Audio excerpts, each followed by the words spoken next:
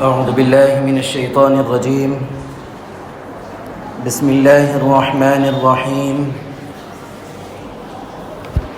الحمد لله وحده، والصلاة والسلام على من لا نبي بعده ولا رسول بعده ولا معصوم بعده ولا أمة بعد أمتي ولا کتاب بعد کتابی اما بعد. انتہائی واجب الاحترام، قابل صد احترام بزرگان دین، نوجوانان اہل سنت، السلام علیکم ورحمۃ اللہ وبرکاتہ. گزشتہ حضرت جبرائیل علیہ السلام کے ایک سوال اخبرنی عن الاحسان کے سلسلے میں کچھ باتیں آئی تھیں کہ احسان کہتے کس کو ہے، احسان کا مطلب کیا ہے. اس کا قرآن کریم میں بھی تذکرہ ہے. یہ جس کو گزشتہ تھوڑی وضاحت یہ ہوئی تھی کہ تصوف کو کہتے ہیں بیعت ہونا، کہ قرآن کریم میں بھی اس کا تذکرہ آتا ہے کہ ان الذین یبایعونک انما یبایعون اللہ ید اللہ فوق ایدیہم فمن نکث فانما ینکث علی نفسہ ومن اوفی بما عاہد علیہ اللہ فسیؤتیہ اجرا عظیما. کہ جو شخص آپ کے ہاتھ پر بیعت کرتا ہے تو گویا وہ اللہ کے ہاتھ پر بیعت کرتا ہے. اور آگے اللہ تعالیٰ خود فرماتے ہیں کہ ید اللہ فوق ایدیہم، ان کے ہاتھ پر اللہ کا ہاتھ ہوتا ہے. فمن نکث فانما ینکث علی نفسہ، جو کچھ اس عہد کے کرنے کے بعد اس عہد کو توڑتا ہے، خلاف ورزی کرتا ہے، اس وعدے کو پورا نہیں کرتا ہے، تو وہ اس کی ذات کے لیے ہی نقصان ہے، اس کے لیے خود ذاتی طور پر ضرر رساں ہوگا. اور اگر ومن اوفی بما عاہد اللہ، اور جو کچھ اس نے عہد کیا اللہ سے، جو کچھ اس نے وعدہ کیا اللہ سے، اوفا اس کو پورا کرتا ہے، تو اللہ تعالیٰ فرماتے ہیں کہ فسیؤتیہ اجرا عظیما، تو اللہ تعالیٰ اس کو اجر عظیم سے سرفراز فرمائیں گے. اچھا، اب عہد ہوتا کن چیزوں پر ہے؟ تو آگے ایک سورہ میں اللہ تعالیٰ فرماتے ہیں کہ یا ایھا النبی اذا جاءک المؤمنات، لیکن اے نبی جب آپ کے پاس عورتیں آئیں، اس میں صرف عورتیں مراد نہیں بلکہ مردوں کے لیے بھی یہی ہوتا ہے عہد. کیا؟ اللہ یشرکن باللہ شیئا، کہ اللہ سے عہد کرو. کس چیز کا؟ کہ اللہ کے علاوہ کسی کو شریک نہیں ٹھہرائیں گے، اللہ کے علاوہ اللہ کسی کو نہیں مانیں گے. شرک کی تعریف گزشتہ دنوں میں آ گئی تھی. اس کے بعد دوسرا عہد ولا یسرقنا، کہ ہم کبھی چوری نہیں کریں گے، کبھی ڈاکہ زنی نہیں کریں گے. اور اس کے بعد آگے ولا یزنین، اور کبھی زنا نہیں کریں گے. ولا یقتلن اولادہن، اور کبھی ہم اپنے بچوں کو ماریں گے نہیں. اور پہلے ولا یقتلن، کبھی قتل نہیں کریں گے. اس کے بعد آگے کہ اولادہن ولا یأتین ببہتان یفترینہ بین ایدیہن وارجلہن ولا یعصینک فی معروف فبایعہن واستغفر لہن اللہ ان اللہ غفور الرحیم. اب یہاں پہ اللہ تعالیٰ جو وعدوں کا تذکرہ کر رہے ہیں کہ آدمی کبھی شرک نہ کرے، جھوٹ نہ بولے. اب ہم بیعت جب کیا جاتا ہے تو یہی ہوتا ہے کہ اللہ سے وعدہ کرو کہ اللہ کے ساتھ کبھی کسی کو شریک نہیں ٹھہرائیں گے، کبھی چوری نہیں کریں گے، کبھی زنا نہیں کریں گے، کبھی ڈاکہ زنی نہیں کریں گے، اور کبھی کوئی بھی گناہ کبیرہ نہیں کریں گے. اور جو کچھ ہو گیا ہے تو اس کے پہلے معافی کرتے ہیں. اور طریقہ کار بھی یہی ہے کہ پہلے 2 رکعت صلاۃ التوبہ پڑھواتے ہیں، اس کے بعد پھر بیعت کرتے ہیں. اچھا، جب بیعت ہو جاتے ہیں تو پھر اس کے بعد ایک چیز جو آدمی کے بیعت ہونے کے بعد جو ذہن میں رکھنی چاہیے کہ بہت سارے اعمال، بلکہ ایک چیز تو یہ کہ اعمال کی مطلوبہ ہیئت اور جو ہے اعمال جس طرح کرنا چاہیے اس طرح کرنے آ جائے، اس کا ایک یہ طریقہ کار ہے کہ آدمی جب گناہوں سے بچے گا تو اس کا دل صاف رہے گا، جب اس کا دل صاف رہے گا تو پھر اس کے لیے اعمال آسان ہو جائیں گے اور اس کے اعمال کا بقا بھی رہے گا۔ اچھا، جنت کے حصول کے لیے صرف کلمہ لا الہ الا اللہ کا اقرار بھی کافی ہے، لیکن جو کچھ گناہ کرے گا اس کی سزا اور خمیازہ بھگتنا پڑے گا۔ تو اس سے ایک فائدہ یہ ہوتا ہے کہ آدمی گناہوں سے، کیونکہ عہد کر لیا، وعدہ کر لیا ہے کہ کوئی گناہ نہیں کرے گا، نہ گناہ کبیرہ کرے گا نہ گناہ صغیرہ کرے گا، ہر گناہ سے بچنے کا ہے اور ہمیشہ اللہ کی اطاعت کا عہد اور جناب نبی کریم علیہ الصلاۃ والسلام کی سنتوں پر عمل پیرا ہونے کا عہد جب کر لیا ہے تو پھر اس کے بعد اس کے دل سے جو اندھیرا ہے، جو ظلمت ہے، وہ ختم ہو جاتا ہے۔ پھر اس کے بعد اس کے لیے اعمال کا کرنا آسان ہو جاتا ہے، اور پھر حصول جنت کے لیے جن راستوں کی ضرورت پڑتی ہے وہ اس سے یہ راستے آسان ہو جاتے ہیں، اور اس سے آدمی کے اندر ایک تواضع کی صفت پیدا ہو جاتی ہے، تکبر سے آدمی بچ جاتا ہے۔ اچھا، اب تکبر کے سلسلے میں گزشتہ دنوں بہت پہلے یہ بات آئی تھی کہ لا يدخل الجنت من كان في قلبه حبة خردل من کبر، کہ اگر کسی شخص کے پاس رائی کے دانے کے برابر بھی تکبر ہوگا، غرور ہوگا، تو وہ جنت میں داخل نہیں ہو سکتا۔ ایک صحابی اللہ کے نبی علیہ السلام سے سوال فرمایا کہ یا رسول اللہ، ہم کو اچھے کپڑے پہننا پسند ہے، ہم کو اچھی چپل پہننا پسند ہے، کیا یہ بھی تکبر ہے؟ تو اللہ کے نبی علیہ السلام نے ارشاد فرمایا کہ بے شک اللہ پاک جمیل ہے اور وہ جمال کو پسند کرتے ہیں، یعنی آدمی کا صاف ستھرا رہنا، اچھے سے اچھا رہنا، یہ اللہ کو پسند ہے۔ پھر تکبر کیا ہے؟ تکبر کی تشریح آگے کرتے ہیں کہ حق کو قبول نہ کرنا اور دوسرے کو حقیر سمجھنا، گرا کر دیکھنا۔ اگر کوئی آدمی کوئی چیز اچھی بری کرتا ہے تو اس کو یہ چاہیے کہ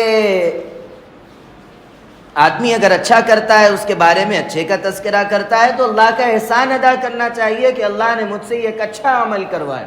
اگر برا کرتا ہے تو اس کو ایسا نہ کرے کہ اچھا ثابت کرنے کی کوشش کرے، نہیں میں یہ ایسا وہ ویسا، ایسا نہیں، بلکہ اگر کوئی کام ہم سے غلط ہوتا ہے تو اقرار کر لے اور اس سے بچ جائے، اللہ سے معافی مانگ لے۔ اللہ کی ذات سے قوی امید ہے کہ اللہ رب العزت عفو درگزر کا معاملہ فرمائیں گے۔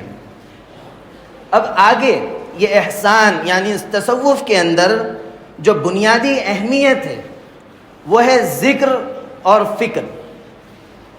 یہی دو ایسے بازو ہے جن کے ذریعے سالک یعنی بیعت ہونے والا شخص پرواز کرتا ہے، تیزی سے بلندی درجات تک پہنچتا ہے، اور جو منزل مقصود ہے اس تک پہنچنے کے لیے جو چیز آسان ہوتی ہے، ایک ہے ذکر اور ایک ہے فکر۔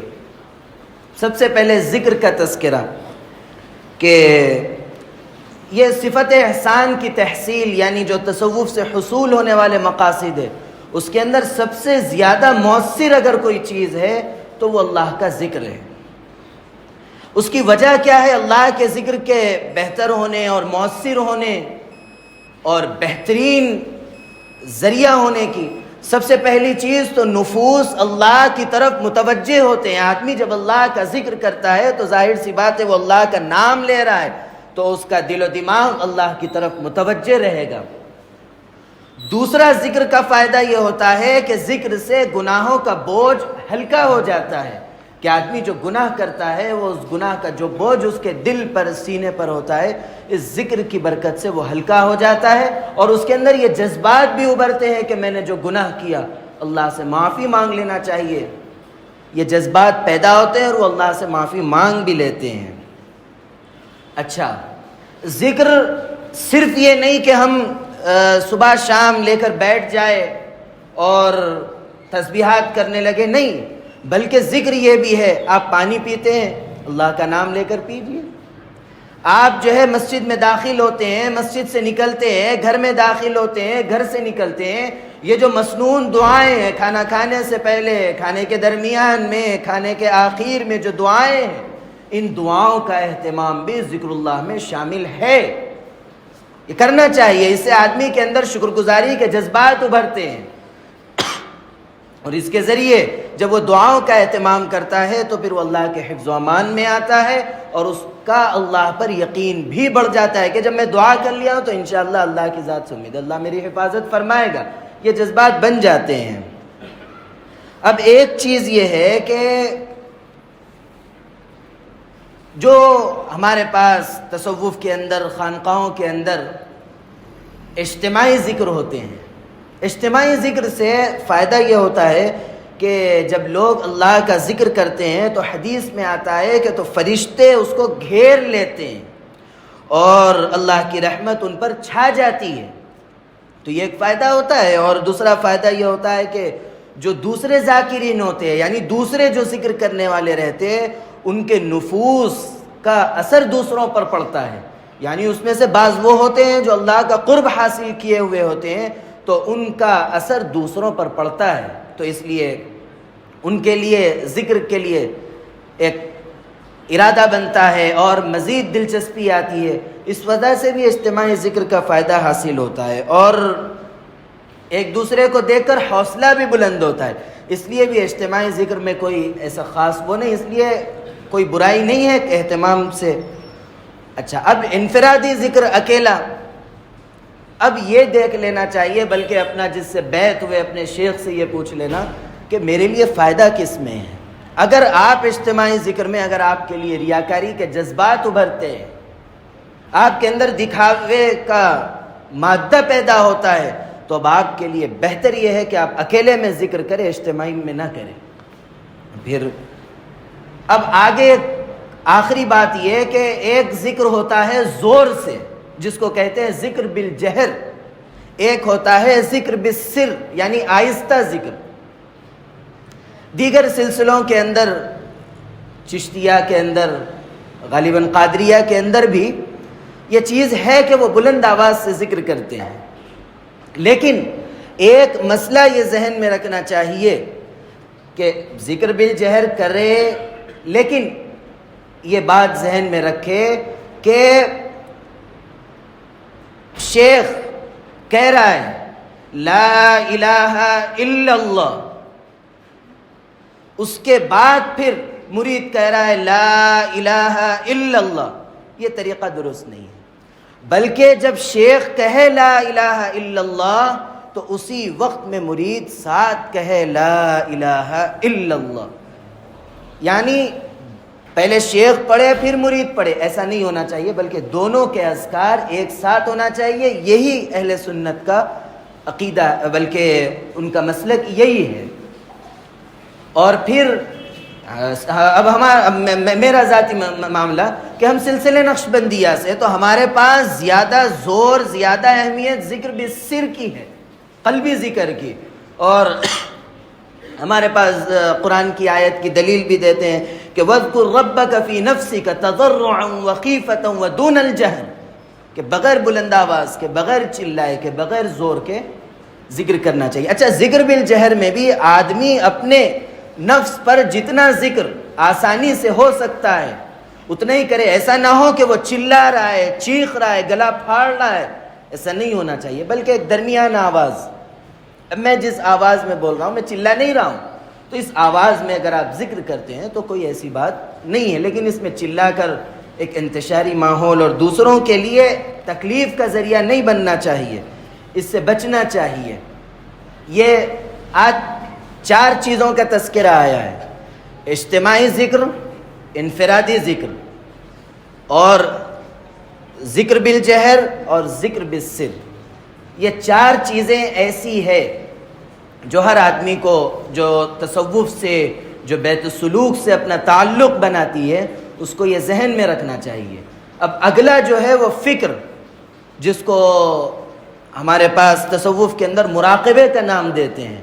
تو مراقبہ کیا ہوگا، کن چیزوں سے ہوگا، مراقبے کے اندر کیا چیزیں اہمیت کی ہوتی ہے، اور مراقبہ کہتے کس کو ہیں، ان کا تذکرہ انشاءاللہ آئندہ آئے گا۔ اور ایک چیز یہ ذہن میں رکھے کہ تصوف کے اندر ایسا نہ ہو کہ ہم یا تو افراد کا شکار ہو رہے ہیں یا تفرید کا شکار ہو رہے ہیں، یا اس کے اندر مبالغہ کر رہے ہیں یا گرا دے رہے ہیں. ایسا نہیں ہونا چاہیے. بعض لوگوں نے اس کی اہمیت کو اتنا، اس چیز کو اتنی اہمیت دی کہ نعوذ باللہ بعض لوگوں نے یہ کہا کہ خاموش پیر سے بولتا پیر اچھا ہے، یعنی خاموش پیر سے ان لوگوں نے قرآن کریم کو مراد لیا ہے. تو ایسا یہ نہیں ہونا چاہیے، یہ اہانت ہے قرآن کریم کی، بلکہ ایک طریقہ کار ہے. یہ سنت، واجب، فرض نہیں ہے. آپ اگر بیعت ہوتے ہیں تبھی جنت میں داخل ہوں گے، ایسا نہیں ہے. بلکہ بعض لوگوں نے اتنے اس کی اہمیت کو گراتے ہوئے ایک فرقے نے یہاں تک کام لیا ہے کہ اس کو چنیا بیگم کا ہے. چنیا بیگم کہتے ہیں افیون کو، ایک نشہ. ایسا بھی نہیں ہونا چاہیے، بلکہ اللہ کے نبی علیہ السلام سے ایک چلتا ہوا نظام آ رہا ہے. جو عہد ہوتا ہے ہاتھ پر، گزشتہ آیا تھا اس کا تذکرہ کہ آدمی گناہوں سے بچنے کا اور نبی پاک علیہ السلام کی سنتوں پر عمل اور نبی رحمت صلی اللہ علیہ وسلم کی ہر بات کو قبول کرنے اور عمل کرنے کا ایک عہد ہے، ایک وعدہ ہے، جس کو انگریزی میں کہتے ہیں پرامس کرنا ہے کہ ہم کریں گے، ہرگز اس سے پیچھے نہیں ہٹیں گے. یہ چند بنیادی باتیں. آئندہ انشاءاللہ مراقبے کے سلسلے میں چند باتیں ہیں وہ آئے گی. اللہ رب العزت کہنے سننے لکھنے پڑھنے سے زیادہ عمل کی توفیق عطا فرمائے.